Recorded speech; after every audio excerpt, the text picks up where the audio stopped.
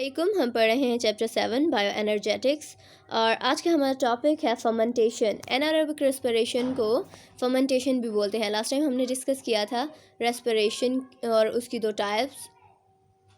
Respiration जो है aerobic भी होती है और एनारोबिक भी होती है।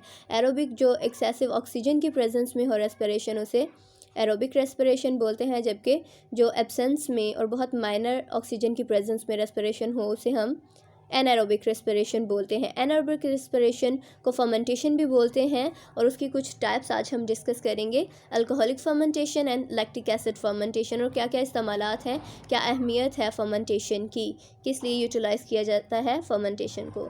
सबसे पहले है हमारे पास अल्कोहलिक फर्मेंटेशन।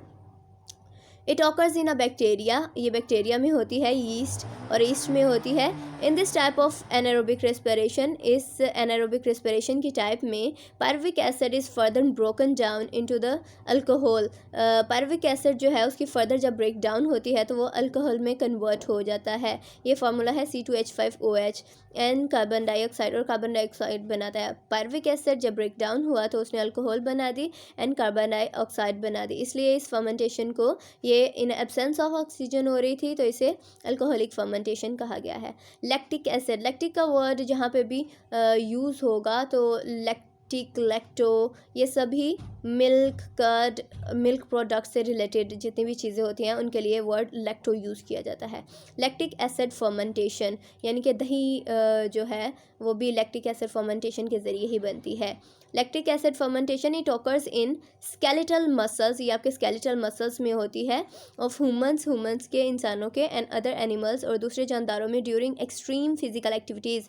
जब आप बहुत सख्त किस्म की एक्सरसाइजेस वगैरह कर रहे हो तो आप में लेकिन आपके मसल्स में जो फर्मेंटेशन हो रही होती है वो लैक्टिक एसिड फर्मेंटेशन होती है। दिस आल्सो हैपन्स, तब आपको ऑक्सीजन जो है प्रॉपरली नहीं मिल रही होती, इसलिए तो ये वैसे भी इन अ लेस ऑक्सीजन जो रेस्पिरेशन हो रही हो उसे एनारोबिक रेस्पिरेशन कहते हैं और ये एनारोबिक रेस्पिरेशन की ही एक टाइप है।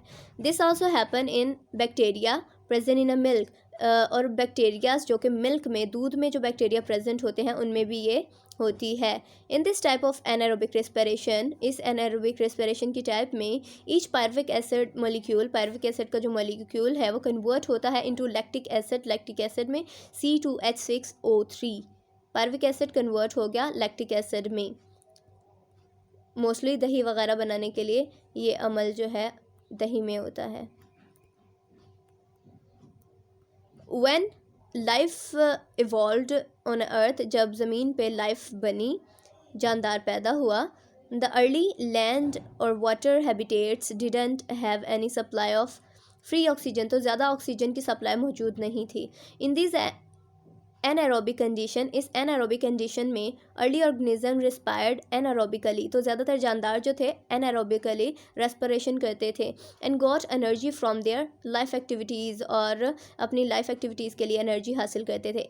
Even today when free oxygen is available, आज भी जब फ्री ऑक्सीजन अवेल भी है, मौजूद भी है, some organism including some bacteria and some fungi get energy from the anaerobic respiration, अभी भी बहुत सारे बैक्टीरियाज, बहुत सारे जानदार जो हैं एनारोबिक रेस्पिरेशन करते हैं जबकि ऑक्सीजन फ्रीली अवेल है उन्हें। And are called anaerobes, anaerobes ऐसे जानदार जो ऑक्सीजन की वाफर मिकदार होने के बावजूद लेस ऑक्सीजन से रेस्पिरेशन का अमल करें, एनारोब्स कहलाते हैं। Human can also provide energy to their skeletal muscles cell through the anaerobic respiration, अपने स्केलेटल मसल्स को एनर्जी ह्यूमन भी जो है वो एनारोबिक रेस्पिरेशन के ज़रिए प्रोवाइड करते हैं। It happens when skeletal muscles have to work hard, ये तब होता है जब आप बहुत मुशक्क़त वाला काम कर रहे हों, जब आप बहुत सख्त किस्म का काम या एक्सरसाइजेस वगैरह कर रहे हों।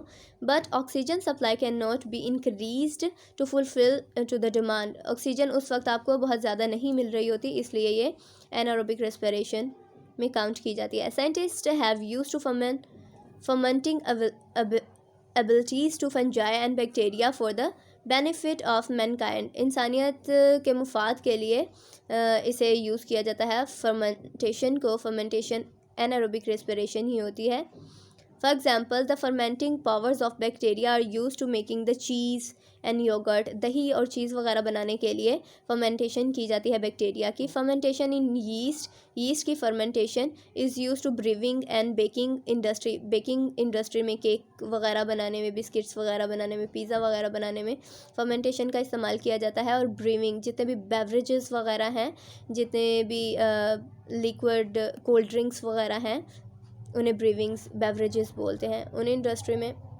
और जितने भी आपके अल्कोहल वगैरह बनाने वाले, उनमें आपकी फर्मेंटेशन इस्तेमाल होती है। Similarly the soya sauce is made through the fermentation bye fungus Aspergillus. ये बहुत इंपॉर्टेंट शॉर्ट क्वेश्चन है कि फंगस की हेल्प से, जिसका नाम एस्परजिलस है, इसकी मदद से सोया सॉस जो है बनाया जाता है।